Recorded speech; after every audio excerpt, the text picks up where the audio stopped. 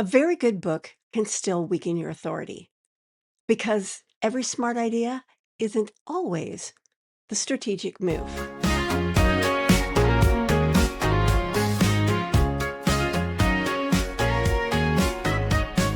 Pour a cup of clarity, sip a spark of insight. Coffee with Karma, your morning feels just right.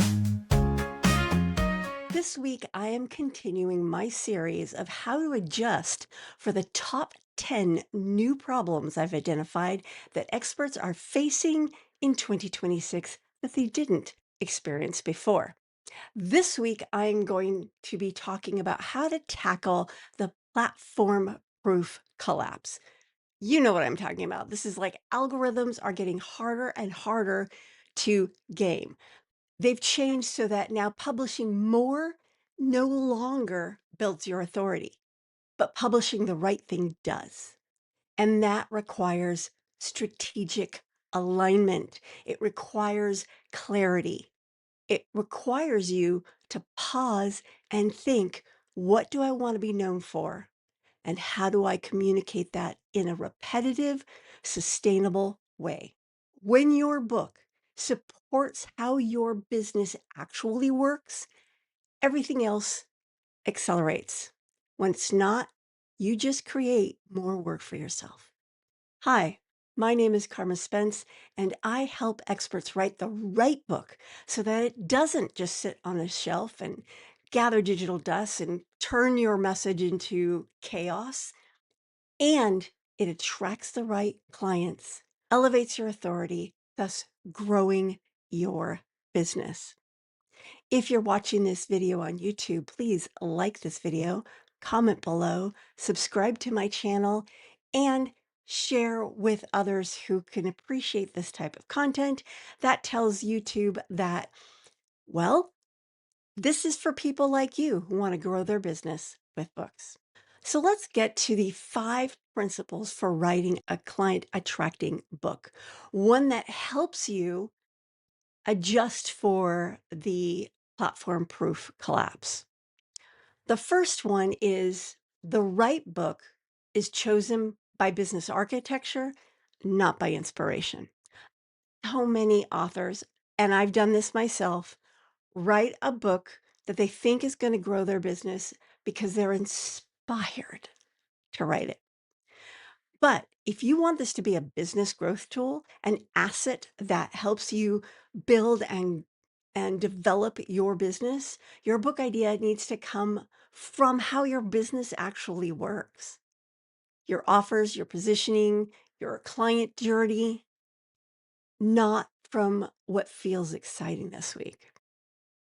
Architecture first, creativity second.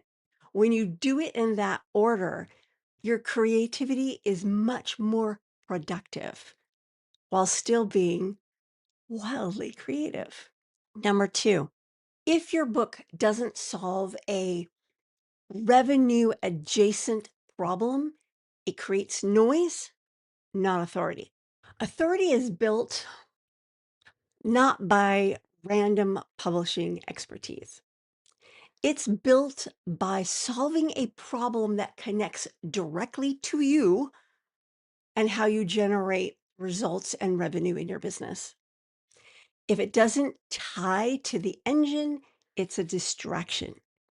So, for example, the year before last, I can't believe it's been 2 years already, I wrote the Author's Journey series. 4 books, all tied to the author's journey. Those tie to how I offer. In fact, that first book, it all starts with an idea, still drives how I start every client in my business. Because if you don't have the right idea, you're going to create possibly a quite lovely book that no one wants, no one buys, and if they do buy, they don't hire you next. That's nice. Maybe you're helping the world, but you're not helping you in your business, and that's probably why you put months, maybe years into that book.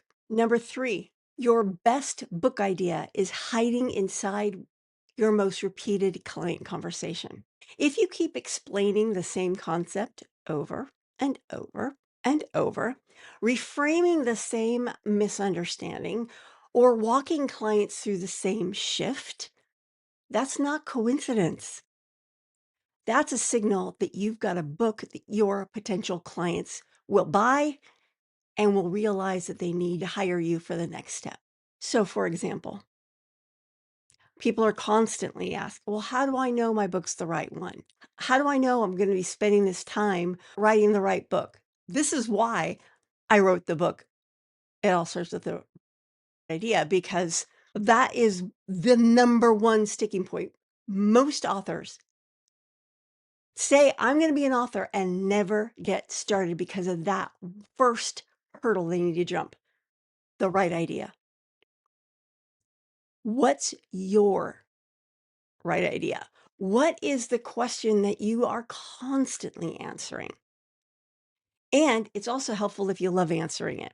Number 4, if you can't define the transformation that you lead your clients through, you can't define your book.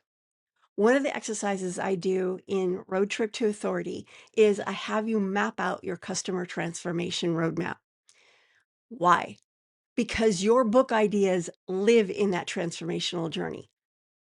If you're trying to attract the most people into your business, you want a milestone at the beginning of that journey. If you want to attract in your dreamiest clients, the ones that you love to work with, that may be the same milestone or it may be one later. And if you want to attract the more mature clients, not necessarily in age, but like they're further down the road, they probably are more likely to go deeper with you and want to be more high ticket, then you probably want to be at near the end of the transformation. It depends on the transformation that you lead. Sometimes it's almost in reverse. But if you don't understand that transformational journey and the milestones along the way, you're lost. You're not going to come up with the right book idea. Number 5, a book is not necessarily a content container. It is kind of, yes, it is a container and it contains content. But if it's going to do for your business what you want to do, it's a strategic filter as well. It should narrow your positioning, not widen it. The right book makes it obvious who you help, how you think, and what you stand for. And it naturally filters out the clients you don't want to work with, and it filters in the clients that you do. This is why when I walk people through my right idea methodology, there are lots of different angles.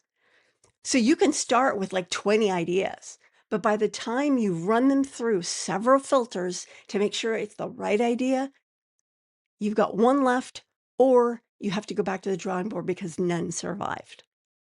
That is how you make sure you write the right book, the one that leads you to the goal that you want to achieve. Now, Wednesday is action day, and I will be talking about the 3 smart tests that you can run before you commit to a book. They are 3 simple things that you can ask yourself and come closer to that right book idea. Until then, this is Carma Spence saying ciao for now.